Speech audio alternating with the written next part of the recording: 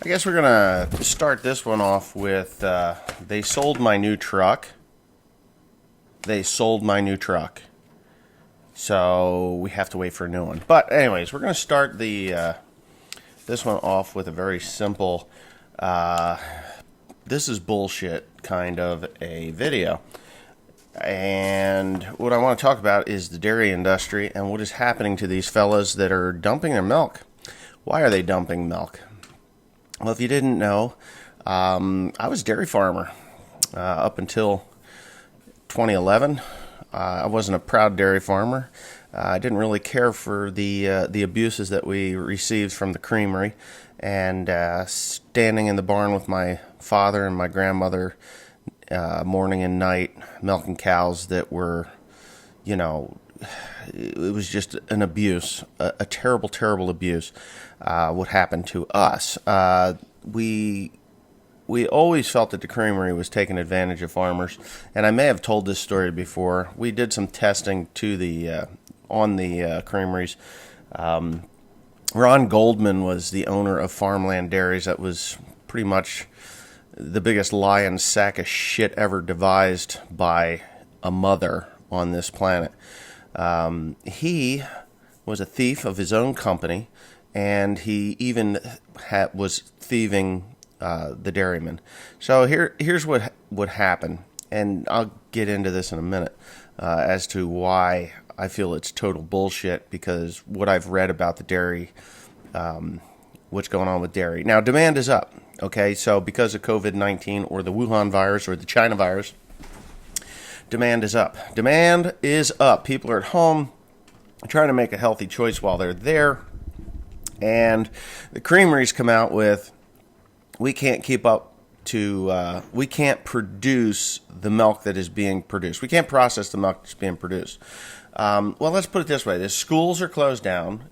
Most institutions are closed down. That's it. You're not going in there. You can't even go into a nursing home right now and visit your loved ones that are there. Just not happening. Anyway, so milk production is no different than it was 6 weeks ago. It's the same, maybe down a little bit, maybe up a little bit, I don't know, but it always fluctuates like normal. But they can't process it, and I see photos cycling through Facebook, Instagram, and other news outlets, and even on Ag TV, Ag Web, have posted that the dairy farms are dumping their milk, which is a crying shame, because who's paying for that? Is there a dairy farmer stimulus package going to come out? I mean, I know some of my Democratic friends out here will say, "Oh, the government will take care of you." Well, this is what the government's going to do to you. All right. So I just filled out the Paycheck Protection Program. I have 4 employees, if you didn't know, 4 people on payroll right now, and they cut me off at the mushroom barn. Why did they cut me off at the mushroom barn? They cut me off at the mushroom barn because they claim that not production's down, but consumption is down. Well, I could believe that because restaurants are closed. Now, how many people go to a restaurant and order a glass of milk? Not too many. Maybe if you go to like Chuck E. Cheese's or something, but, doubtful. It's usually Coca-Cola, Pepsi-Cola, Mountain Dew, or Mellow Yellow, Dr. Pepper, or Mr. Pibb, or wherever region you live in, that's what you're buying your kids. You give them the Chuck E. Cheese's pizza and you pump them up on sugar. So anyways, why are they dumping the milk? Why can't they process milk that they would normally process before? Because their excuse was that they're not set up to put it into the packaging that is desired by the general public. The packaging that is desired by general public is usually quarts, half gallon, 1 gallon. And because they're not making milk processing milk for institutions or consumption in schools and hospitals and things like, well, I'm sure the hospitals are loaded, but these institutions and restaurants that they claim, those are in little half pint, 1 pint, half pint, I think they're half pint. It might be a pint, I don't know. I think they're half pint cartons, barely enough to wash your meal down with, little cartons.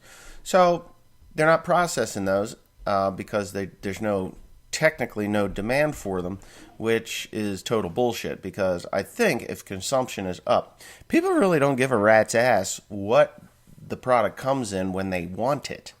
You see, we are no longer in a need this product society right now. We are in the want it. Because before we all needed toilet paper, now we all want toilet paper. Well, unless there's some really good toilet paper recipes out there that involve milk that you can't get, I'd like to know. But anyway, so they've decided that they can't process this milk into the carton size, or I don't know, do they still make cartons? I haven't been in a school in several years, but we used to get cardboard cartons. You peeled them back and that was the end of it. But I think they're all in plastic now, which I would prefer the wax-coated cardboard. Anyway, yeah, so you tell me what you think is going on. I guarantee you milk has gone up in the stores, and because there is now a demand, because people don't need milk anymore, they want it. It is their, oh my God, what are we going to do? We need milk and eggs. Chickens lay an egg a day. Not true. They lay an egg about 5 out of 7 days. Just so you know, they don't lay an egg every day. They about 5 every 7 days. I used to be a chicken farmer. I know. I had chickens. I farmed just about everything from rabbits, pigs, chickens, milk, beef. We did it all. It's never, now that animals are out of my life, I really don't care to have too many animals left, and I'm certainly not going to give it to these creameries that are going to rip us all off, because they're becoming millionaires over this thing. They're not retooling anything to produce quart, half-gallon, and gallon size jugs. They're not doing that. They're just running it the way they normally would run it. They've shut down the cardboard or the small institution size cartons, and they're making dairy farmers who are already at the brink of bankruptcy dump their product that they work so hard, because those cows you can't just shut a cow off. I mean, you can cut back their feed.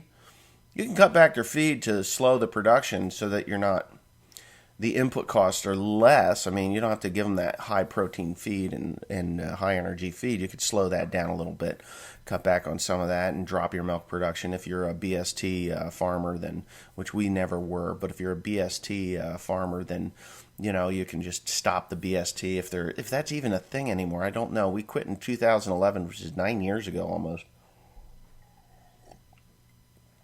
It's hard to believe that we haven't milked cows in 9 years. It just totally blows my freaking mind. June of 2011 was when we sold the cows. I didn't even post it on YouTube. I mean, there's a couple of dairy videos, but not much. I think I delivered a calf and maybe milked on 1 or 2 of them. My grandmother was definitely in the barn. Yeah. Anyway, yeah, so the dairy farmers are getting the shaft. They always have gotten the shaft. They're going to continue to get the shaft. And the creameries or the middleman is just manipulating the market so that they get richer and richer and richer. And that's just that. So I'm going to go to the Ford dealership and see what they've got for me. They sent me another Windows sticker on another truck. I may or may not like it. They wanted me to do all the paperwork online so that I could have it, and I just drive up and pick up the truck and then leave. Well, I'm not doing that because, you know what? I think there's a bargaining chip here. I really do. I think I'm going to bargain with them a little bit more. There's a couple of things that I would actually like to have on the truck that isn't on the truck, and they're going to put them on the truck, or we're going to reduce the price. And that's that. I don't care if they pull the wheels off, the steel wheels off, and put aluminum spoked wheels on. I'm going to work at that. Anyways, let's see what happens throughout this video.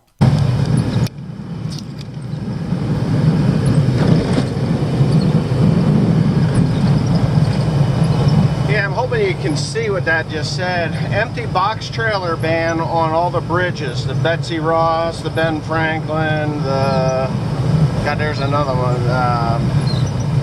Yeah, whatever the hell it is. Here it is. It said, flooding after I-676, exit 22, right lane is closed. So that must have really poured here. Big time. It says no trucks in the right lane. That's odd. Anyway.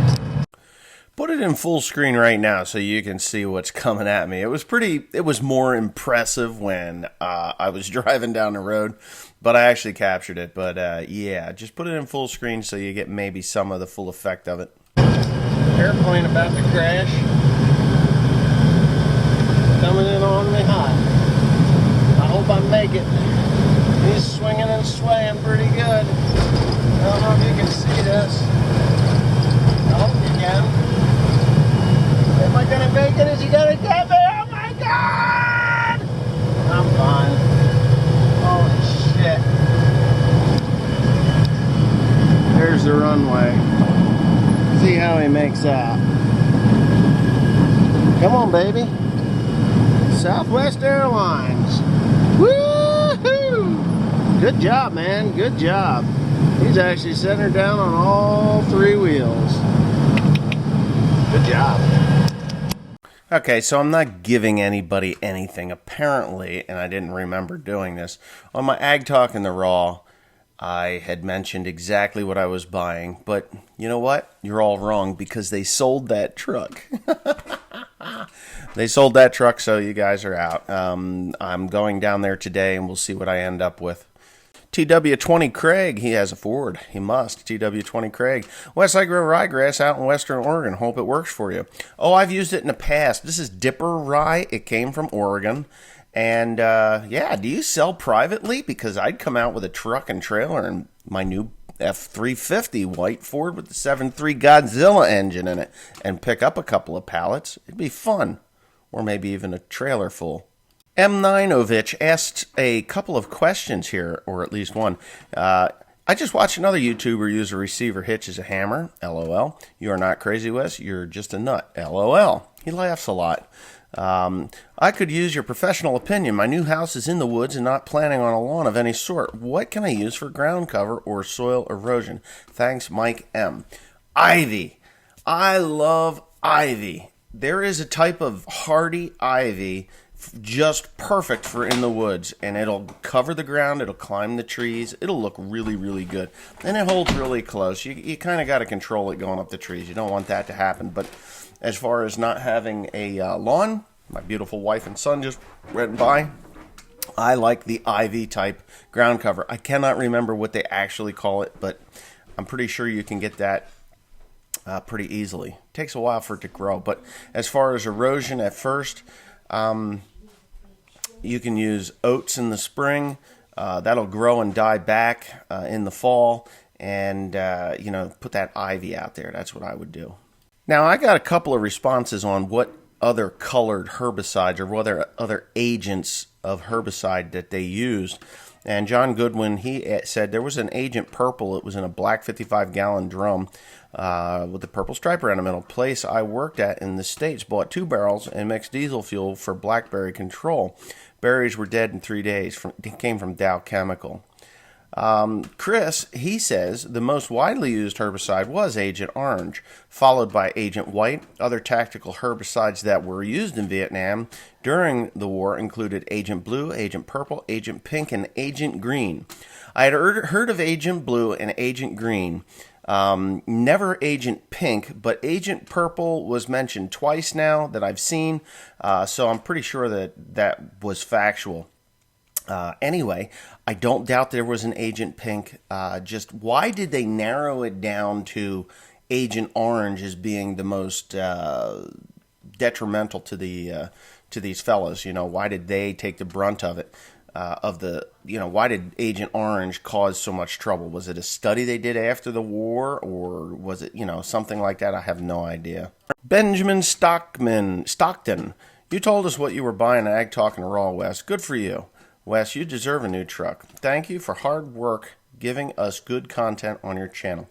Well, Benjamin Stockton, I appreciate that. When I bought that silver truck, I said, I'm going to have this truck for 10 years, if I can. I had a girlfriend at the time, and she drove it for several years, and she crashed it, banged into stuff. After it was paid for, I did have it fixed up. It annoyed the hell out of me that the tailgate was destroyed and other things. So I had it fixed up, and then it's just time. It's 10 years old in February, March, April. 10 years, 2 months old. So yes, I've gotten my use out of it, over 80,000 miles. Okay, so I'm going to say, Scott Davis, I stand corrected. You are correct. I went and looked it up because I know that the Dodge trucks were always called the Dodge Ram, and they had a different marquee on their hoods. They had the ram, the animal, the ram or the sheep, the male sheep called a ram, on their hoods. Well, back in 2018, they decided to drop Dodge and just call them, the Fiat, what do they call that? FCA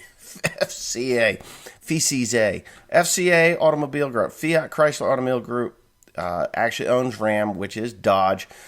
They just kind of spun it off, I guess, and separated it from the Dodge name, and now they just call it Ram, even though it's made by the same company or owned by the same company. So thank you, Scott Davis. I learned something today because I was always told that there was a group within the company that purchased the Ram or the Dodge truck rights to build it and everything, and there they go. I think they did that to retain the Cummins engine. This is my personal opinion. I'm not 100% sure, but when Daimler owned it, you could get a Mercedes engine in the Jeep, and I think even the truck. You had your choice between the Mercedes or I'm not 100% sure, don't quote me on this one, or the Cummins engine. And now with the Fiat Group, Fiat, the Italian company that owns New Holland, Case New Holland, and Ferrari, and all these other companies, including the Chrysler Jeep Fiat, that thing, Dodge Chrysler Plymouth Corporation was what they used to be. They have their own engine. It's called the FPT. And I do believe the Fiat powertrain engine is in some of the smaller trucks, like that, a 4-cylinder diesel that produces insane power. I think that's a Fiat. That's not a Cummins. So there was some hokey stuff that they did there. And they still offer the Dodge truck, only it says it's a Ram. Thank you. It's another Bobby Dazzler. Yes. Oil sands for life. You're right. It's the Curse of Oak Island. I'm a big Curse of Oak Island fan. I think, in my honest opinion, the money pit, mined out and gone. I think the black guy got it. What is his name? Samuel Ball. I think that the Laguna, or not the Lagunas, the other ones, the ones that started the money pit back in 17, God knows what. I think they got their portion of it, but I still think there's treasure there, and I think it's in that swamp. That's where I think it is. I've said that for years. My friend David Kaiser would agree with me that it is in the swamp. If it isn't in the swamp, the key to the major haul is in the swamp. I think that there were several different treasures buried on the island, and this is very common. The Japanese did it. They would have the decoy treasure. So you put if you got 10,000 tons of gold, you put a couple of treasure chests here, a couple of treasure chests there, make them kind of obvious, like an indent in the ground with a rope on a tree. Come on. That's just so obvious, it's silly. And then the major haul is somewhere else. Now, whether it's still there or not, I don't know, but they're going to find out. I'm sure they are. They're putting millions and millions of dollars into that thing. So I hope they at least get a silver gold coin out of it when they're done. Jerry von Werkum. Dutch. Has to be. Anyway, Wes, have you heard of the AutoStack FSX Stack Wagon?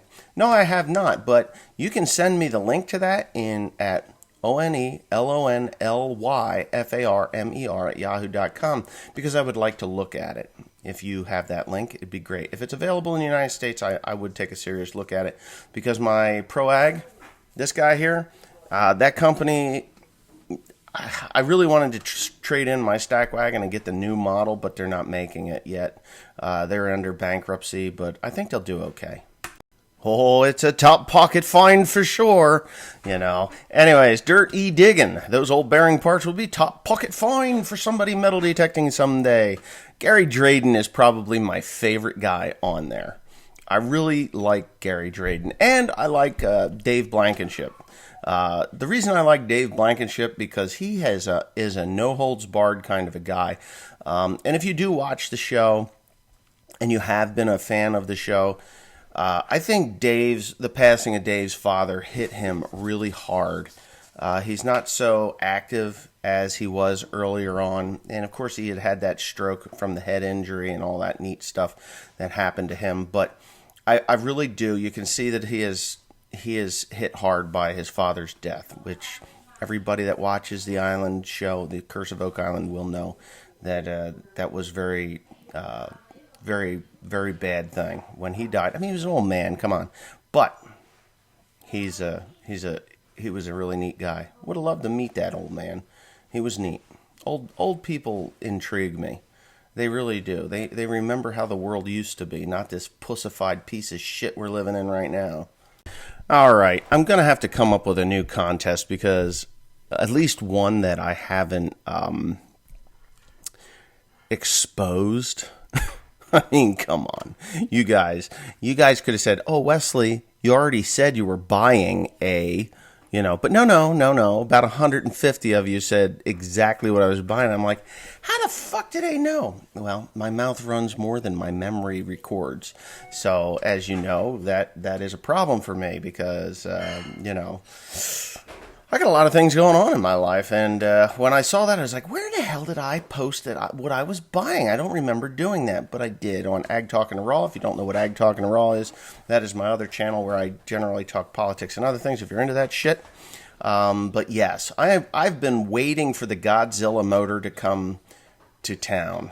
The Godzilla motor, if you don't know what it is, it's a 7.3 gas engine. I am not a diesel engine fan in a pickup truck. This is 430 horsepower with 485 foot-pound of torque, which is more than what the 6.7 liter. No, it's not more than the 6.7. What was that? The 6.0 motor was 500 foot-pound of torque, so it's right there. And I'll have plenty of get up and go. And gasoline's a hell of a lot cheaper. And that motor only costs $1,700 with the transmission versus $17,000 for all the bells and whistles and things you got to buy with a 6.7 diesel. So there you go. Anyways, thanks for watching. See you tomorrow. And hopefully I got a video of my truck. I hope you enjoyed that airplane. It didn't hit me. I was just really impressed at the amount of wind that we had was unbelievable. And that guy just set that thing right down. Yep. As somebody who knows how to fly airplanes, yeah, I always look at them because it's quite impressive to see that happen.